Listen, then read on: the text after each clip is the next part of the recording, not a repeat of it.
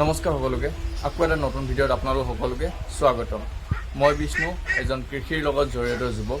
ছাগলী পালনৰ কথা ক'ব গ'লে আপোনাৰ ছাগলী পালন বুলি ক'লে এখন ফাৰ্ম বুলি ক'লে আপোনাৰ বহুত মানুহে এই বুলি ভাবে যে ছাগলী ফাৰ্ম মানে আপোনাৰ বিটেল, চিৰহী, বাৰ্বেৰী এনেকুৱা ধৰণৰ বা অন্যান্য উন্নত জাতৰ ছাগলী, যোনবোৰ আমাৰ অসমৰ নহয়।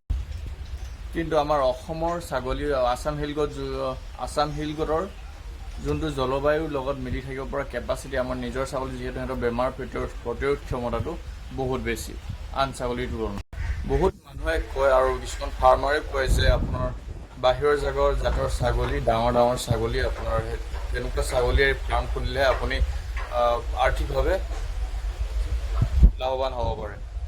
কিন্তু আমাৰ অসমৰ জাতীয় ছাগলী, আমাৰ নিজৰ ছাগলীখিনি পুহি যায় আপুনি বেছি টকা উপাৰ্জন কৰিব পাৰে। আপুনি স্বাৱলম্বী বহুত বেছি সোনকালে আৰু 100% আপুনি স্বাৱলম্বী হ'ব পাৰে, সেইটো কথা আপোনাক কোনো নকয়।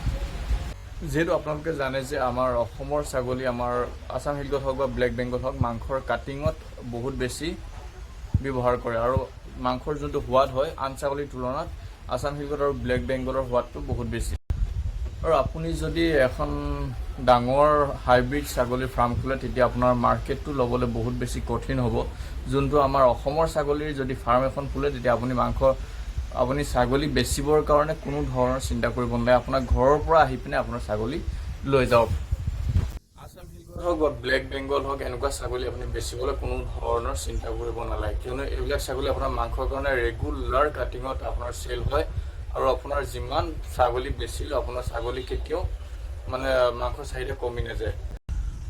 বহুতে কয় যে আছাম হিলগট ছাগলীবোৰ সৰু ছাগলী, সিহঁতক পুহি পিনে কোনো ধৰণৰ লাভ নহয়, বহুত কম পইচাতে আপোনাৰ 1500, 1600, 1800 তেনেকুৱাতে আপোনাৰ ছাগলীবিলাক দি দিবলগীয়া হয়, বেচিবলগীয়া হয়।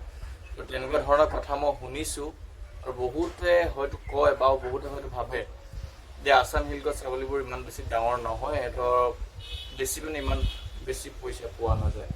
কিন্তু আপোনালোকক মই আজি দেখাওঁ মোৰ ঘৰৰ ছাগলীকেইটা, যোনকেইটা 3-4.5 মাহ হয়তো বয়স হৈছে, 3.5 মাহ বহাগত জগিছিলে। তো আজি শাওনৰ হয়তো 18 তাৰিখ মান হ'ল।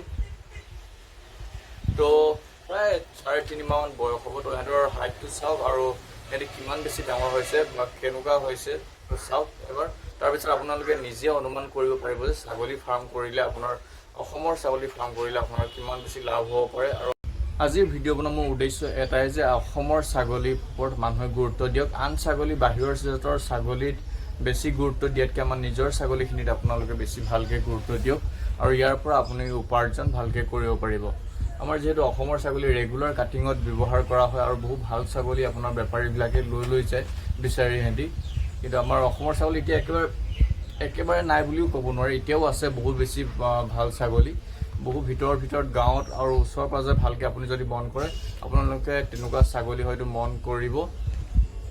আৰু যদি ফাৰ্ম খুলিম বুলি আপুনি ভাবিছে, এনেকুৱা ছাগলীৰ লগত ভাল ছাগলী আপুনি বিচাৰি নিজৰ গাঁৱৰ পৰা হওক, আঁতৰ পৰা হওক, ভাল ছাগলী আপোনালোকে বিচাৰিব জানিব লাগিব। বিচাৰি পিনে আপোনালোকে এখন ফাৰ্ম আৰম্ভ কৰিব পাৰে। আহক এতিয়া চাওঁ আমাৰ ঘৰৰ ছাগলী পোৱালিকেইটা। এতিয়া যোনকেইটা আপোনাৰ বয়স 3 মাহ, 3.5 মাহ বুলি কৈছিলোঁ, সিহঁতৰ গ্ৰথটো চাওঁ, সিহঁতি কিমান বেছি ডাঙৰ হৈছে আৰু কেনেকুৱা হৈ আছে। তো তেতিয়া আপোনালোকে হয়তো অলপ অনুমান কৰিব পাৰিব যে আমাৰ আছাম হিলগটৰ ছাগলীবিলাক আপুনি হয়তো 6 মাহ, 1 বছৰ পুহি পিনে আপুনি কিমান টকাকৈ পইচা পাব আৰু কিমানজনী ছাগলীত আপোনালোকে কিমান টকা পাব। যিহেতু আপোনালোকে জানে যে আছাম হিলগটৰ ছাগলীৰ পোৱালি দিয়া কেপাচিটিটো বহুত বেছি সিহঁতৰ। তো সিহঁতি 6 মাহৰ মূৰে পোৱালি দিয়ে, কিন্তু সিহঁতৰ প্ৰায় ক'ব গ'লে আপোনাৰ 3টা বা 2টাকৈ মিনিমাম 2টা, দুটাটো আপোনাৰ নিশ্চিত হয়তো থাকিবই, সেইটো কাৰণে চিন্তা কৰিব নালাগে। তাৰ ওপৰঞ্চি 4টালৈকে পোৱালি দিয়ে মই দেখিছোঁ, 4টালৈকে দিয়ে, হয়তো 5টাও দিব পাৰে, কিন্তু 2টা বা 3টা আপোনাৰ কমন হয়, আপোনাৰ 2টা বা 3টা আপোনাৰ ছাগলী থাকিবই। আহক এতিয়া আপোনালোকে ছাগলী পোৱালিকেইটা চাই হয়তো অলপ অনুমান কৰিব পাৰিব যে কিমান ডাঙৰ হৈছে আৰু আপোনালোকে পুহিলে, আপুনি যদি এখন ছাগলী ফাৰ্ম কৰে আছাম হিলগটৰ, আপোনালোকে কিমান লাভ পাব। এইজনী হ'ল মেইন ঘাই মাকজনী, নুঠাওঁ আৰু এতিয়া অলপ আৰাম কৰিছে যিহেতু প্ৰথমতে অনা ছাগলীজনী। তো এইকেইটা হ'ল পোৱালিকেইটা। তো এইটো হ'ল এইটো আৰু এইটো এই তলত থকা দুটা এটি হ'ল 4টা পোৱালি দিছে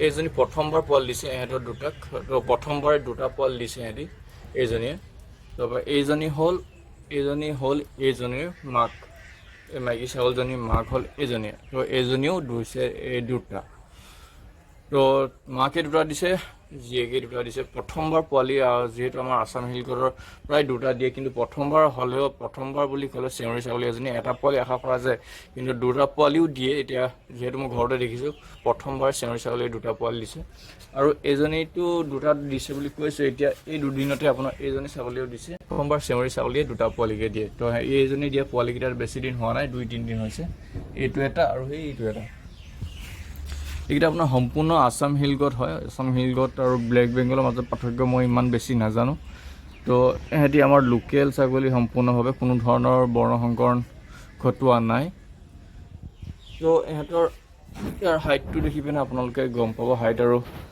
ইয়াৰ কিমান ডাঙৰ হৈছে গ্ৰোথটো দেখিলে আপোনালোকে ভালকৈ অনুমান কৰিব পাৰিব আপুনি বেচিলে কিমান টকা পাব আৰু 3.5 মাহত কিমান ডাঙৰ হৈছে আৰু ইয়াতকৈ হয়তো এবছৰ ৰাখিলে বহুত বেছি ডাঙৰ হ'ব বহুত বেছি মানে আপোনাৰ আমাৰ আছাম হিলগড়ৰ ভাল ছাগলী বুলি ক'ব গ'লে আপোনাৰ 10,000 12,000 তেনেকুৱালৈকে হয় যদি ভাল ছাগলী হয় অলপ ওখ ডাঙৰ এই 3 মাহতে যিহেতু ইমানটো গ্ৰোথ লৈছে তো তেতিয়াহ'লে ইয়াৰ যদি 10 মাহমান ৰখা হয় তেতিয়াহ'লে আপোনাৰ বহুত বেছি এইকেইটা আমাৰ চাৰিটাই বহুত বেছি ভাল গ্ৰোথ ল'ব আৰু ইহঁতৰ এনেকুৱা ছাগলী থাকিলে আপোনালোকৰ কোনো চিন্তা নাই আজি ভিডিঅ' বনোৱাৰ উদ্দেশ্য এইটোৱে যে মানুহবোৰে আছাম হিলগড়ৰ ওপৰত অলপ গুৰুত্ব দিয়ক আৰু আছাম হিলগড়ৰ জৰিয়তে আমি বহুত বেছি উন্নতি কৰিব পাৰিম ভিডিঅ'টো যদি ভাল পাইছে আপুনি লাইক শ্বেয়াৰ আৰু কমেণ্ট নিশ্চয় কৰিব ধন্যবাদ